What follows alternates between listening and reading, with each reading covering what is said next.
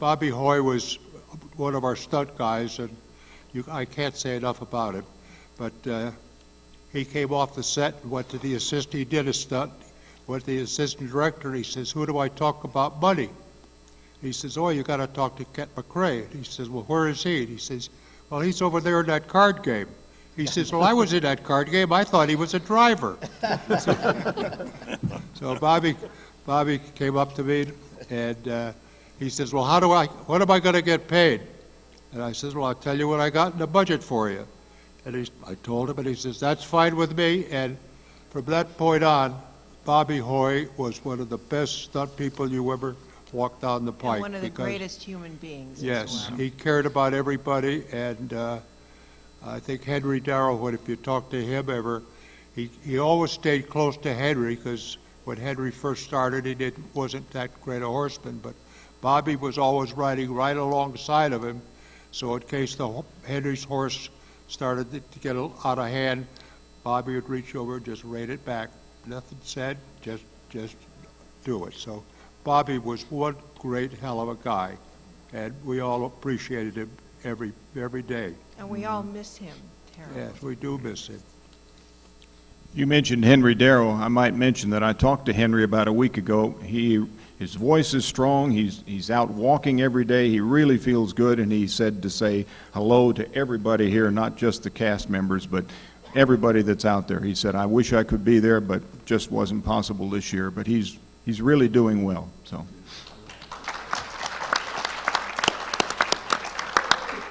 Neil, you mentioned another name. Well, first of all, Don Collier.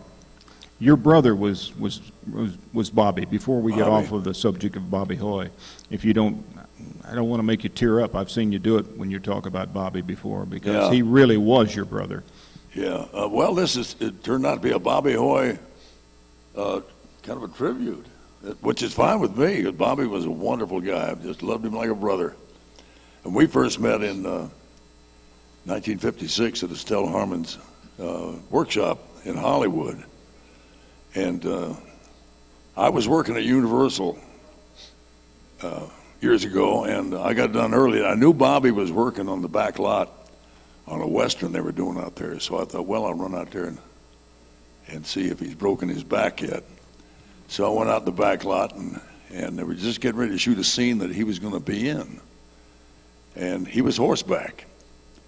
And he kind of drew an old rank horse. They didn't have many, but and Bobby should have turned him down. But they were in a hurry, and he's mounted, and he's behind the barn with a red light. And when the red light goes on, he's going to ride out, and he's going to tell the lieutenant of the cavalry who's out there who the Indians were that destroyed the town.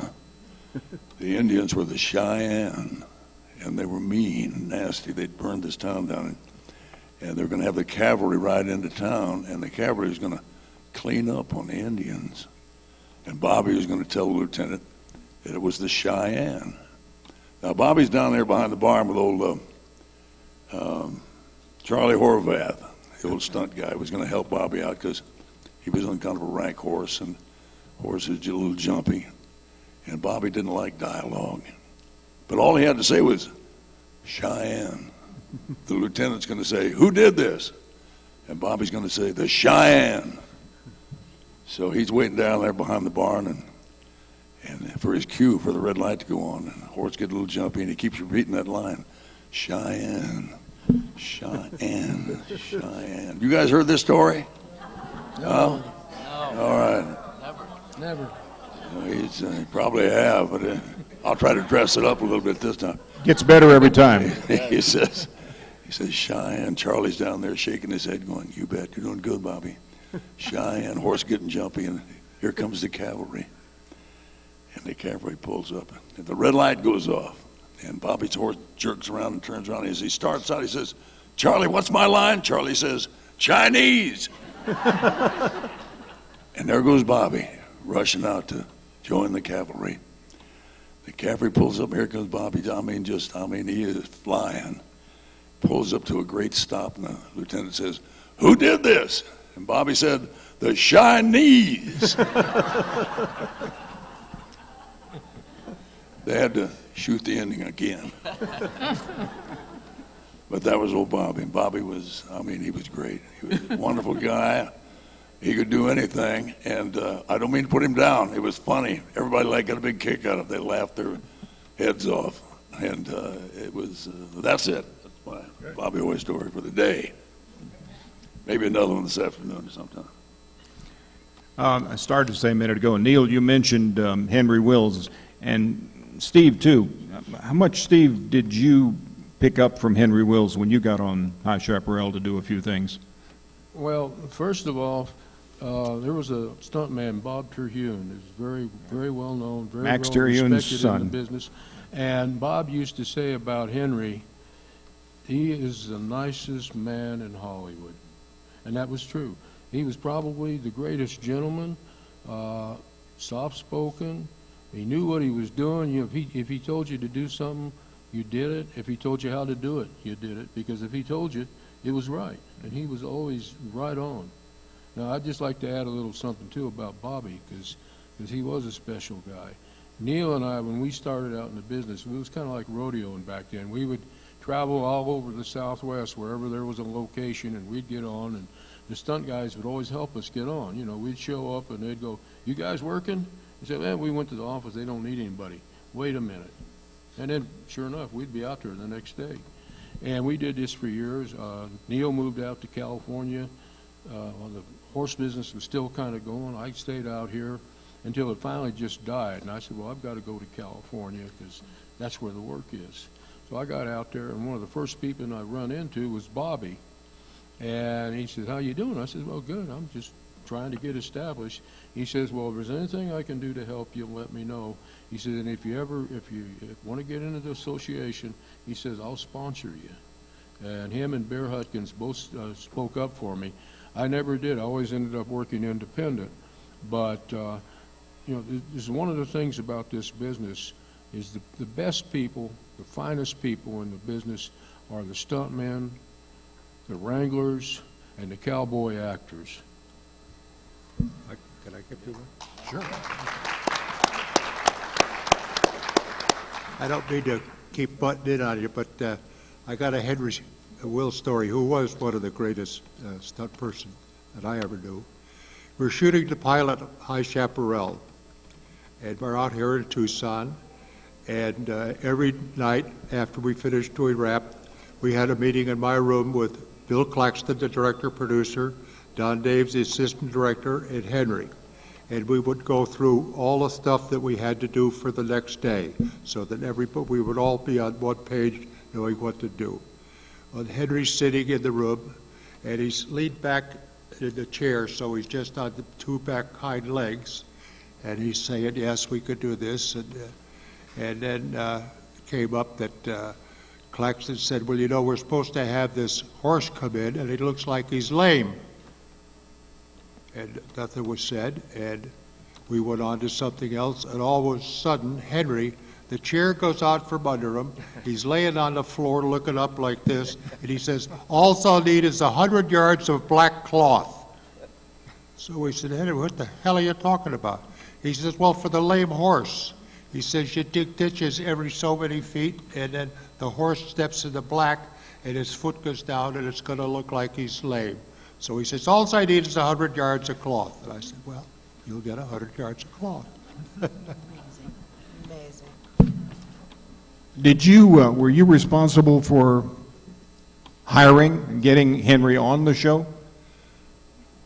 To be honest with you, I don't remember. I knew Henry a little bit, and I think Bill Claxton knew him, so it was a given that Henry would come in and be our stunt coordinator, and Bill Claxton really relied on him a great deal, and it was also Bill Claxton's decision that one day we were doing a cattle drive on Sundays, and I thought Bill was going to direct it, and he says, "No, I want Henry to direct it."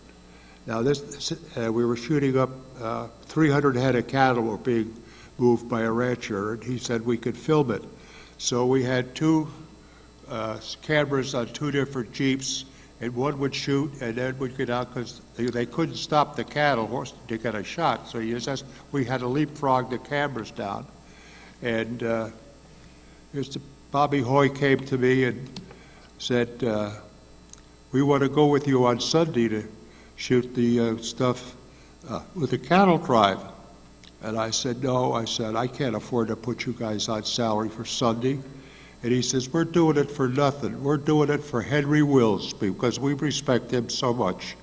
And all the regular stunt guys showed up, and they really made it look much better than what I had laid out. So Henry Wills became a second unit director and did a lot of stuff while we were doing Chaparral. And he knew his craft.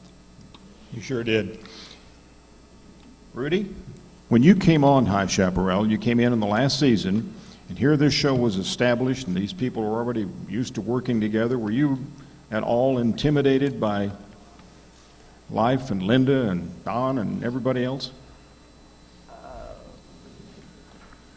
No, because I was welcomed with open arms and just embraced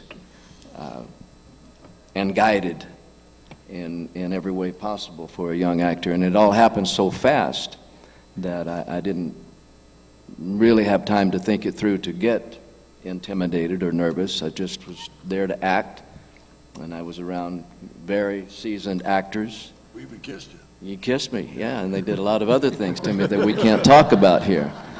But that's a form of embracement. I mean, all the practical jokes that you could pull on one was pulled on me, and everybody had a good laugh, including me. It was like that was their way of showing me love. But they also welcomed me with open arms.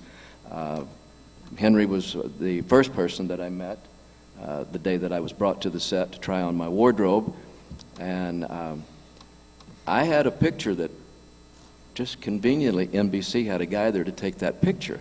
So it was him standing on the steps of my almost dressing room and shaking hands. And I had that picture forever, along with my original wardrobe from Chaparral till my house burned down, and then that I lost all of that. But no, I wasn't intimidated, only because of the welcoming that I had from. I think it started the day that I went to casting. I met Susan and Milt Hammerman, and then I read for them, and then I had to come back in the afternoon and meet Mr. Dortort and Jim Schmier. And it wasn't an intimidating situation. It was, they wanted you to be the guy. And I was, just because of, it was the right time. I was the right person. So then it carried on to Tucson, and everybody showed me the do's and don'ts of, how to get along with a professional crew. And it was a humbling experience, but it wasn't intimidating. It was just really a treat for a young actor. Had you ridden before High Chaparral? Were you familiar with horses? No, I was a chicken farmer. Isn't that right, Ken? Hard to ride. Well, Ken? the story was. He's got this great story. The story Please was. tell it. When Rudy showed up on the set, and none of us really knew him and knew how he could ride, so I had our head wrangler, Denny Allen. I said, take Rudy out and see how he rides and if he needs any help, because we were told by the casting office that he was born up on a ranch. So I told that every actor will tell you he can ride. yeah, You know that. I told Denny that. Denny took him out. They worked for a better part of an hour out in the back while we were shooting. And he came back and I said, how did it go? And he says, oh, it's good. It's going to be good. I said, well, he said he was born up on a ranch. And Denny Allen says, yeah, chicken. So that was my introduction to Rudy. Well, Susan, when you cast Rudy, how many other people were in the running? How many people did you look at first? Do you remember? You know what? Milt actually had about 3 people that he met, and we brought in, and Rudy came in. It just seemed right, He was a younger, nice, charming-looking guy who had a shyness about him, and of course he's not that way anymore. I was wondering, yeah. Yeah, but he really, it just suited what we were looking for. And it was great, you know, and talk about humbling and sweet, and people were welcoming. He deserved it because he was that way. And so we felt we could reciprocate in that way, and we wanted to help him. Don wanted to help him. Everybody wanted to help him, and I think it just worked well, you know. The whole cast on Chaparral, and I'm saying this from my standpoint, were a combination of people that I never had one complaint, I never had one problem with any of them, and they all worked together. And so when Rudy showed up, he was just going to fall into that same pattern, because everybody, we were under severe conditions that weren't fun, but no one ever complained about anything. And we Even- had one of the best ensemble of cast that I've ever worked for. It's true. It's true. Well, I think that's one of the things that made that show successful. It was a family show, and not only for the family and Westerns, but you worked together like a family. You know, I'd like to say something about Bobby Hoy.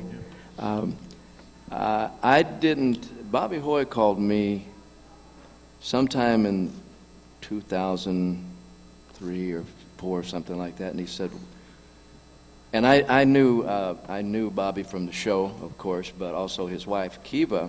I knew Kiva before Bobby met and married Kiva. Her and I trained together from when I started my training, probably was around 67 or 68, and I was in an acting workshop with a man by the name of Sherman Marks, and then Kiva came in. So, and she was a wonderful actress even then, and understood it. So I've known her a long time, and so Bobby called me, and I hadn't had any contact with Chaparral. You know, that was my beginning, and then I went on to do other things. And he said, Don and I are getting some guys together in Old Tucson, and we'd like for you to join us. And I said, well, what are we going to do? Because all I knew that they did was hang out in bars and say, psst, oh yeah, miss. No, that's right. Okay. So I said, sure, I'd love to come. So I came to Tucson, and you know, we went out to Old Tucson, signed a few pictures. Nobody knew who I was. I didn't have any pictures. I didn't sell anything. They each tried to give me $50 on the way home.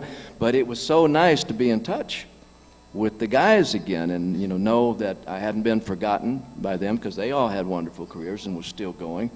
And then that's how I got back in touch with Kent and Susan, the first Chaparral Reunion. Hey, I'm talking here. What's going on? So no, and Bobby was responsible for that. He called me and he said, I got some pictures of you. You come by and you can have some copies made. So that's how I got back in touch with, back in the fold, so to speak. So I owe that to 1998. Was it? Yeah. No, they fly by, you know.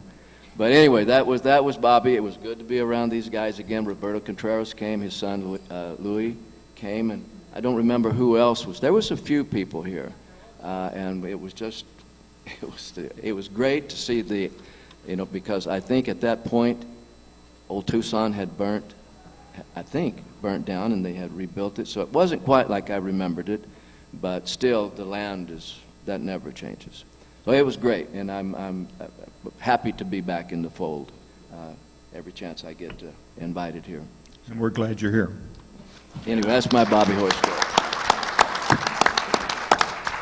Neil, we kind of talked about casting a while ago, and as far as stunt people go, Henry Wills was one of your mentors, I know.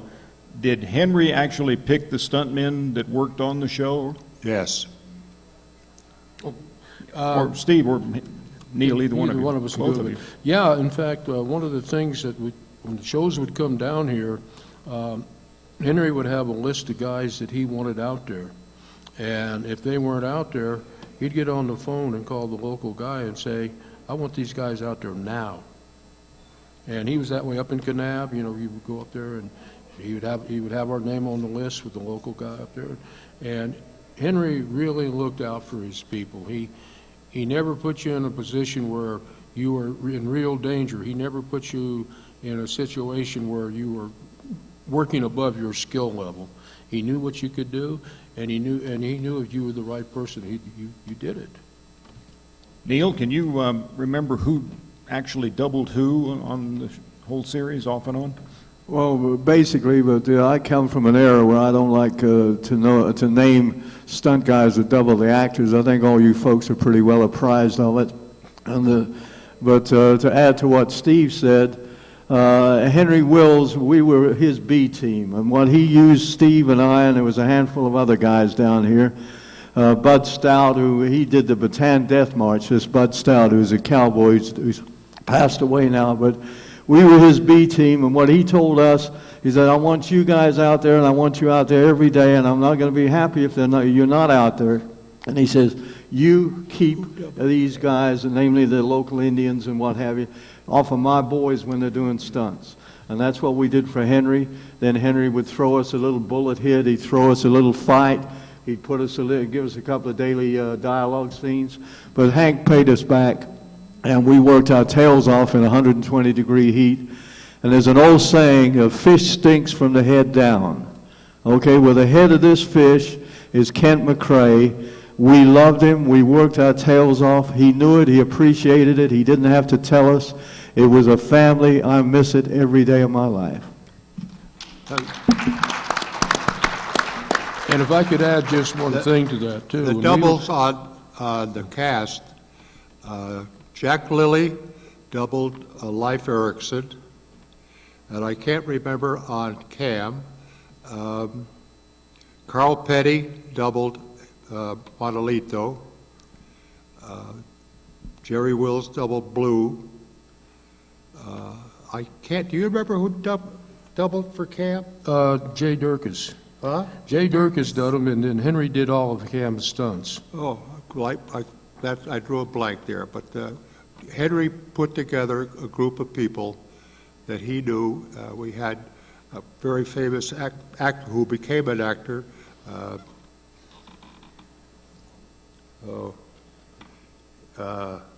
lost the name. I'm sorry. Don't force it; it'll come back in a minute. Yeah.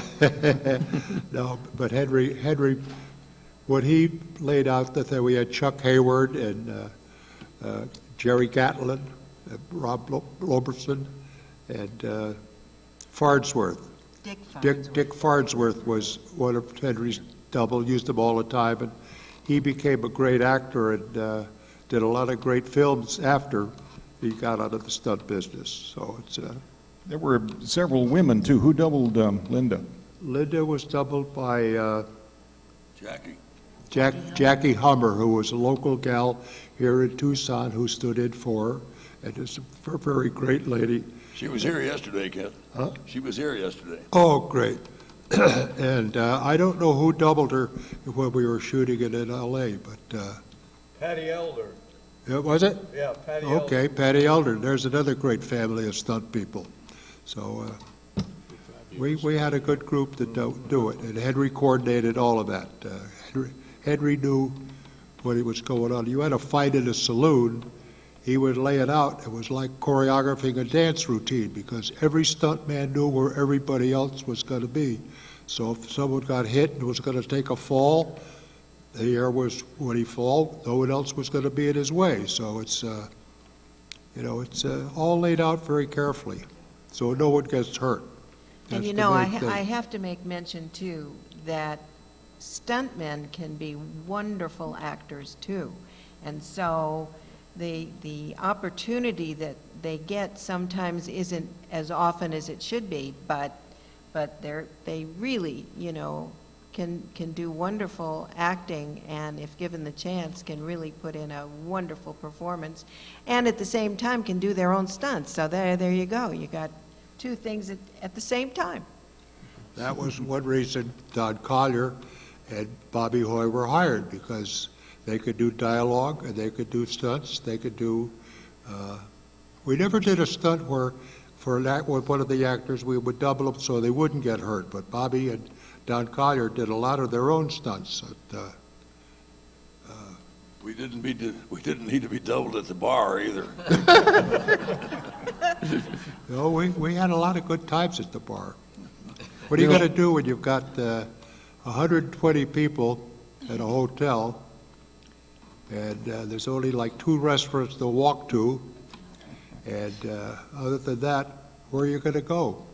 We all assembled in the bar, and we drank a lot, I'll admit that, but I'll tell you, no one was ever late in the morning, including myself. I was up at 5 o'clock, and if you drank a lot, that's your problem. But you always had to be on time in the morning, and everybody was. Susan? Yes. If you will, let's play a little, like one-word association. Oh, I don't like those. You don't like those? Okay. I'll make them easy. Melissa Gilbert. Oh, the most wonderful, one word? One or two. Real, emotional, and charming. Jack Lord. Well,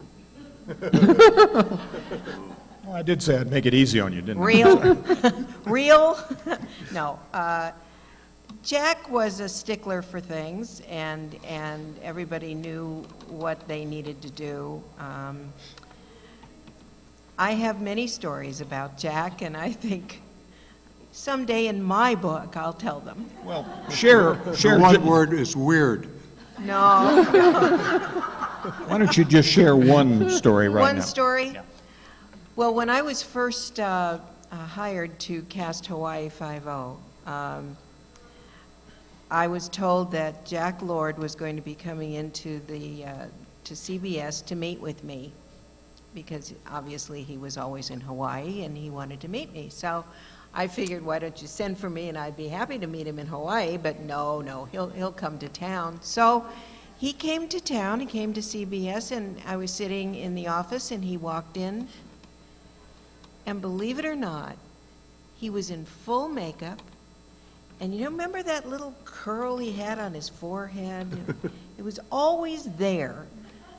I don't know why, but it was. But it was there when he walked in. Full makeup, curl. And I said, "It's really nice to meet you. Are you working here? Are you working in town?" "Oh, no." He said, "I'm just here to meet you." What person is going to come in full makeup with a curl to meet me? I mean, it was very strange, very odd, very odd. Like I said, weird. Very weird.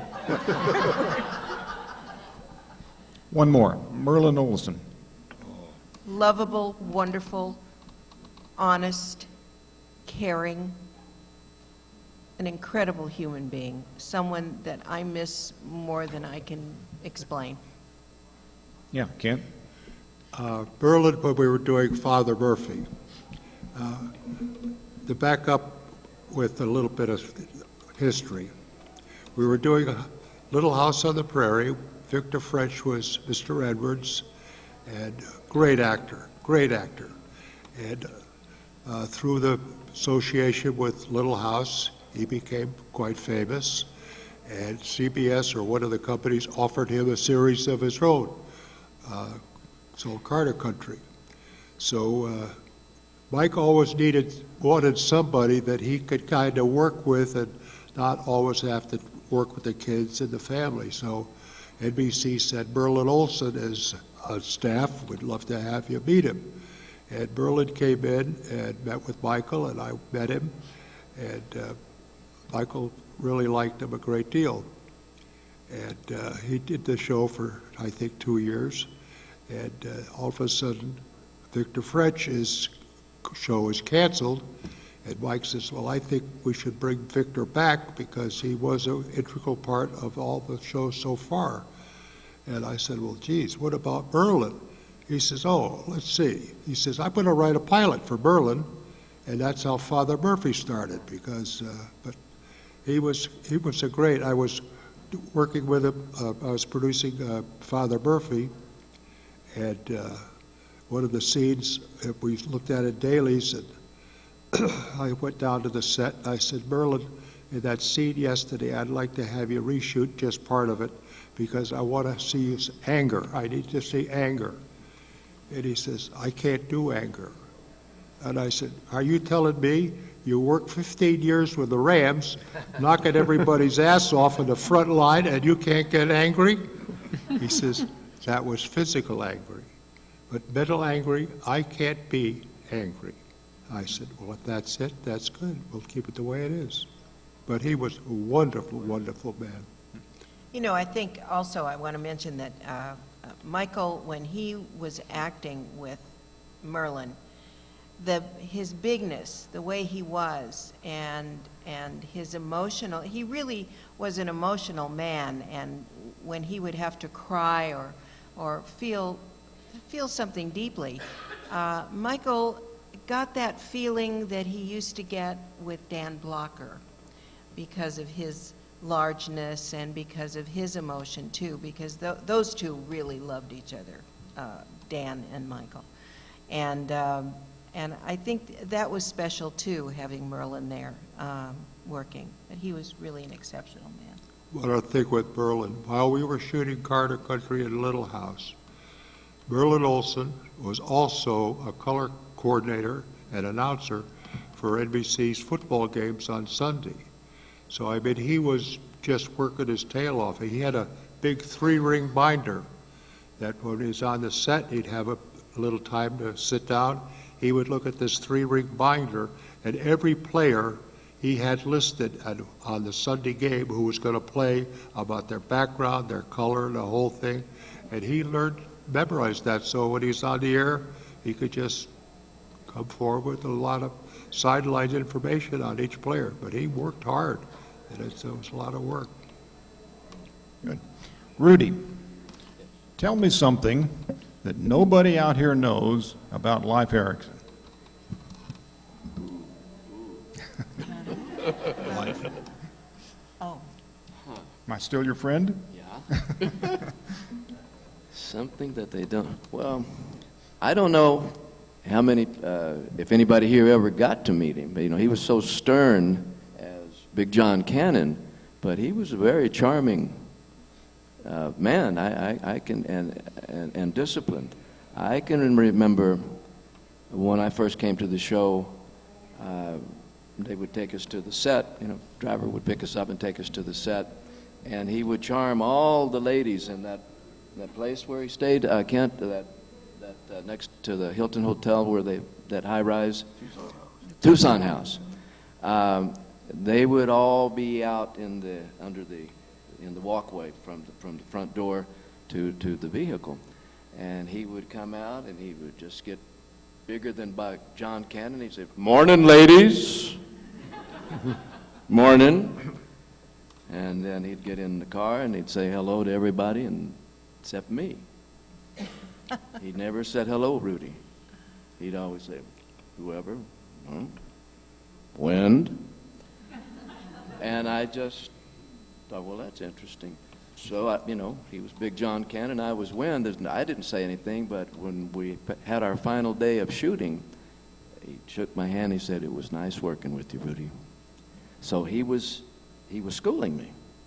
And that's the kind of cast that Chaparral people were. He was in character with me because I was young, and he established that right off the bat. He was charming to the ladies, but I was wind. He also was an incredible singer. Did you know that? Well, that's something. He was a beautiful singer, and my parents had a New Year's Eve party at the house, and my dad went to the piano and he started to play, and my mother started to play. They had two Steinways dovetailed in the living room, and they both would play, and Leif got up and he said, "I want to sing something." And my dad said, "What would you like to sing?" He said, "I want to sing Old Man River." Now, I was sitting in the living room, and you know, it gave me chills. He sang Old Man River like I've never heard it before, and with that very robust sound that he had, you know, even his speaking voice, but in singing, he was just fantastic. And he's, Old Man River, he just keeps rolling. You know how that is? It's just fantastic. Just He was doing a bonanza, and this was the year that we knew we were going to do Chaparral. And we did a very good bonanza where he was a mountain man. And we all felt after the bonanza show that this would be, life should be the patriarch of the Chaparral group, and that's how it came about. Okay, let's open it up to some questions from everybody out in the audience. My wife Donna has the microphone. It would be easier to see the audience, Penny, if we got some lights now so we can see who's speaking. I think she's headed that way. Okay. Thank you, panel. I do have a question about the possibility that there could have been a 5th season of High Chaparral. I know that the end came, no one was really aware that that was going to occur. So can you or can anyone expand on any possible storylines that could have occurred in the 5th season? Had there been one? Pardon? I don't know quite what kind of a story you want. I got all kinds of stories, some good, some bad, but it was. No, she meant about a new season, a 5th season. Oh, Yeah. we were scheduled. When we lost Frank Silvera, we did a pilot with Gilbert Rowland as a patriarch of the family, and we were supposed to do another season. And for some reason, NBC cut us off. The minute we finished that episode, it was a 2-hour episode with Gilbert Rowland. And evidently, they've just felt that Chaparral had run its course, so that's the reason we were canceled. I got to go back to one thing that I've always said. When Bobby Kennedy was assassinated in the Biltmore Hotel in Los Angeles, all the networks, not only NBC, but all of them, took a different view of violence and action. And the final year of Chaparral, we were confined to not do as much rough stuff as we would do with the Indians and the Mexicans and all those things. We had to cut. They didn't want to see shooting. If you shot somebody, the person had to get up and run off. The horse had to get up and run. It just changed the whole atmosphere of Chaparral. Chaparral was built around action and conflict between the Mexicans and the Indians. And when we couldn't have that conflict, I think it hurt the show greatly. It didn't hurt Bonanza because Bonanza was a family show already. So, but it did hurt the Chaparral to a point where I think they just said we can't take it anymore. So that's the one reason we were canceled. I think it hurt some of the other shows too. I think Neil and I have talked many times about how it changed Gunsmoke. I mean, Matt Dillon would have to walk in, right, Neil, and say, hold it, instead of shooting somebody or an action scene. Well, it filtered down to people that had power. We were doing a film down here called Heaven with a Gun with Glenn Ford, and Glenn obviously had the power to do basically what he wanted. And he toned down this script severely when Mr. Kennedy was killed. So it made ripples through Hollywood, and politically it was a shock to most of Hollywood. Yeah, Steve? Yeah, one of the interesting things about that was that when High Chaparral came back after that, the very first episode that they had to do and the very first day out there was supposed to be a fight scene that Henry had arranged. Well, he was told he could only have one punch in the scene. And so he wants it to be a good scene. He wants to sell the scene. So what he did, it was on the old Kansas Street, is the fight starts inside the saloon. You don't even see it. You have two guys come crashing through the window. They roll around on the porch, struggle, fall off the porch, bust the hitching rail, come up, and the other guy punches Henry and he goes down. He made a one-punch fight scene into something that was very impressive. That was Henry Wells. And look what we've got now, The Walking Dead, and more blood and gore than you can... Unbelievable. Yeah, unbelievable what we're at now. Okay, another question from out here? Yes, Donna, we'll get you after. Question for Susan. As a casting director, if I understand your job, you're kind of an extension of the producer, creator, and director. Describe the process for a reading and how you select someone for a specific part.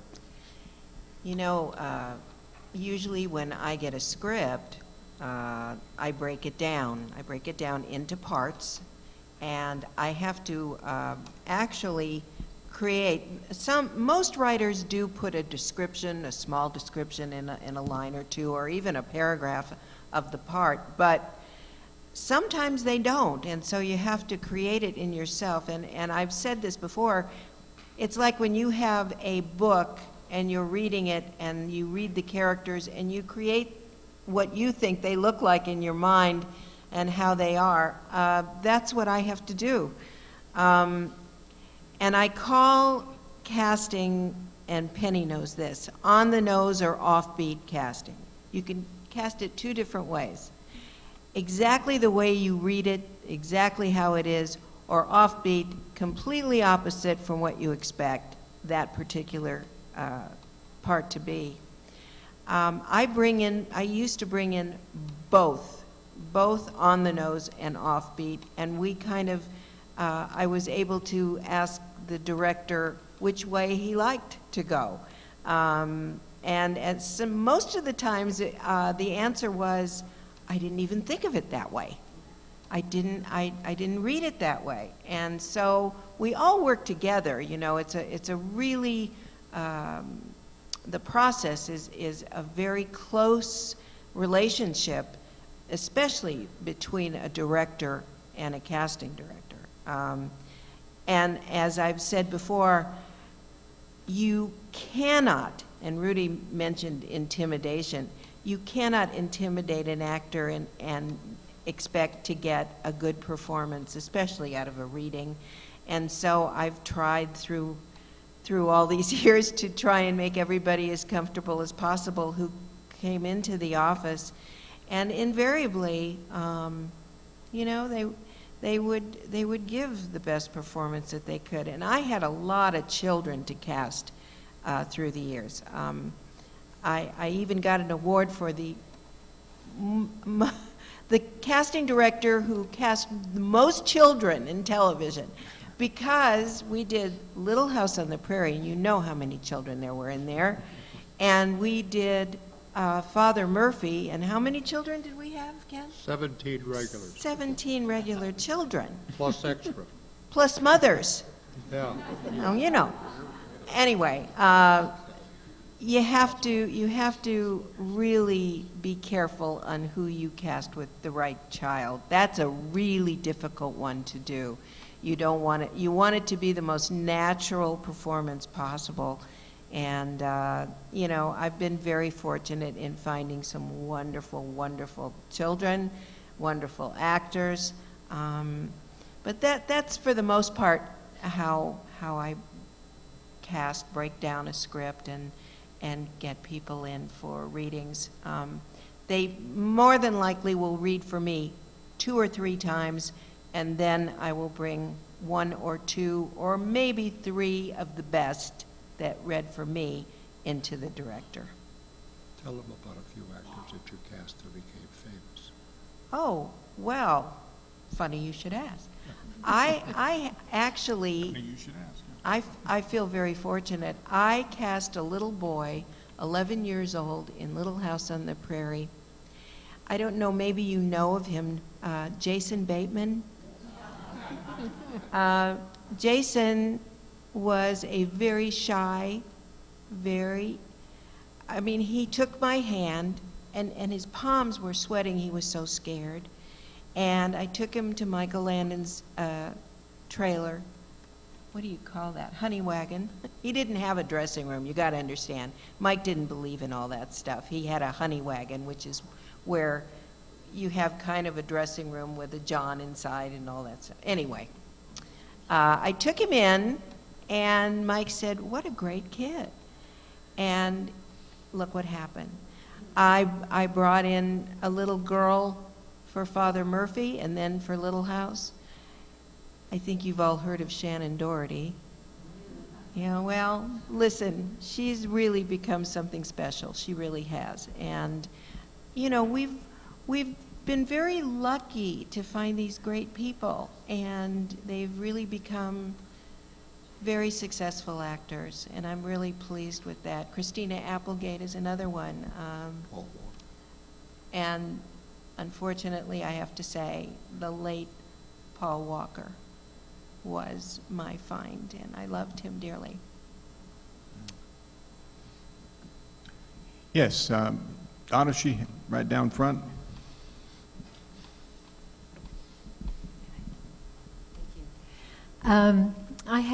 I've always been a longtime fan of Cameron Mitchell, even before High Chaparral. I loved him on the show, but I Love Me or Leave Me and How to Marry a Millionaire and you know, All Mine to Give and all these other movies that he'd been in. And I would be very interested in hearing what it was like to work with him, if anybody wants to share some reminiscences of that. Cameron Mitchell, how was it to work with him? Cam was strange. A hell of a good actor. If you've ever seen him in movies, he was a hell of a good actor. But he had his quirks. For instance, when we would shoot out or shooting around the Chaparral homestead, as soon as they said cut, he'd go sit in the watering trough to cool off. He had, most of his wardrobe was like a velvet or velveteen or something, so it dried off quickly. He would get out and go to his scene. I used to rent him a car so he'd have transportation for personal stuff. When I take the car back to return it in, it was a mess. There'd be old pizzas in the back, old stuff. He'd eat it, throw it in the back seat if he didn't want any more of it. So that really, he was strange. He had a hair problem. Every now and then he'd show up with different colored hair. So if you see it, but all in all, I'm not complaining about it because he was good and he knew what he was doing and he played the part well. I mean, how many people eat with their gloves on?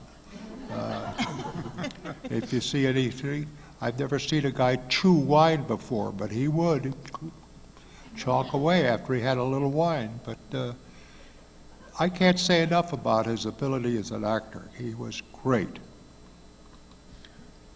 While you've got the mic, Kent, I don't know how many people remember a very short-lived series about the Civil War called The Americans that you were involved with, and Dick Davalos just passed away. I was not really involved in Americans. I did post-production on it only.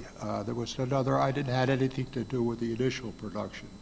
But as soon as they went to post-production, I was in charge of post-production on it. Okay. Other question, one or two more out in the audience? Right down here, Donna.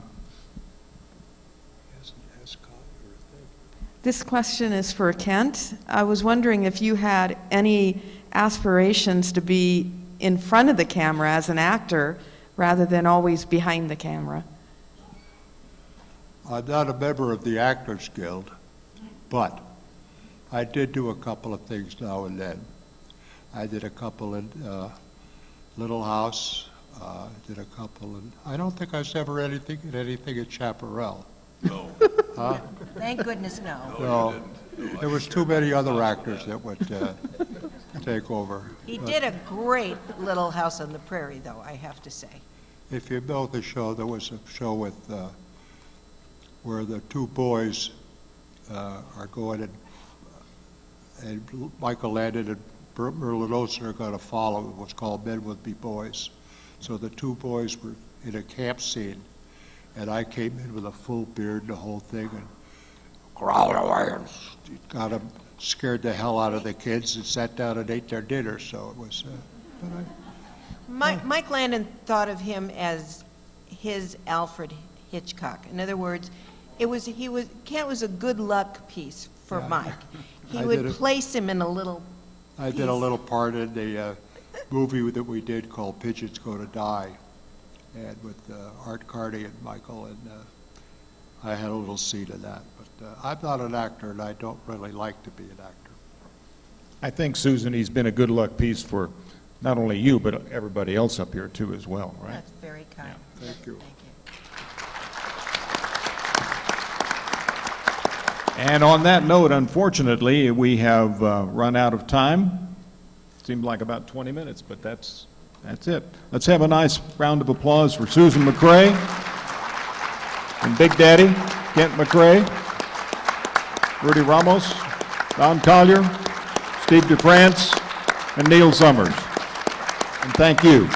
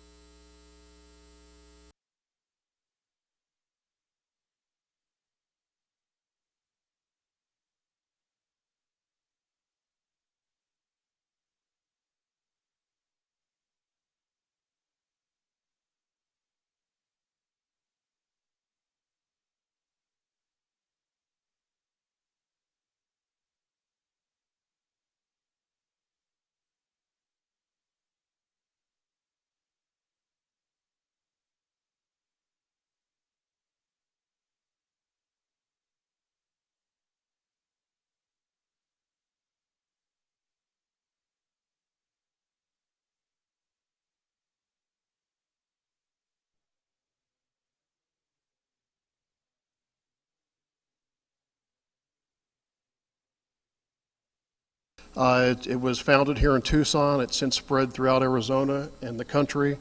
What Bagot does, I think every table has a placard on it. What Bagot does is they provide credible and authoritative information to newly diagnosed cancer patients. They do this through oncologists, through health centers, through oncology nurses, and the like. And this information is all the feedback we've gotten over the years, and Bagot has been around since 2003, all the information that we've received from patients is that they thought it was a fabulous resource, and they really appreciated getting it. As you can imagine, a cancer diagnosis is a horribly frightening thing to hear from a doctor, and I think most people that hear it are just in a panic, to be honest. And the information that Bagot provides gives them all kind of information from the National Institutes of Health, the National Cancer Survivorship Society, and it helps them cope with their diagnosis. It helps them become a better part of their treatment team and then transition to cancer aftercare. So we're proud of what we do, and we have a booth right next door in the celebrity vendor room if anybody wants to stop by. For more information about it too, our website is Bagot, the number 4u.org, and anyone that has a friend or a family member who has been recently diagnosed and may not have received a bag, please call us or go online and you can request it. We're certainly happy to help. That's what we're here for. We provide these bags free of charge to anyone who's newly diagnosed. Since Bagot was founded, we have provided over 62,000 bags, and a lot of, but that just begins to touch it. In Arizona alone, I think 32,000 plus people each year are diagnosed. So we're trying to expand, we're trying to reach even more people. And hopefully with your help and the help of people that have a place in their heart for us, we look forward to doing even more for even more people. Anyway, I thank you very much for your time, and thanks Penny. Thank all the stars. Anyone who grew up in the 60s like myself has got a lot of fantastic memories of all the Westerns we watched on television. Anyway, thanks again. Bye.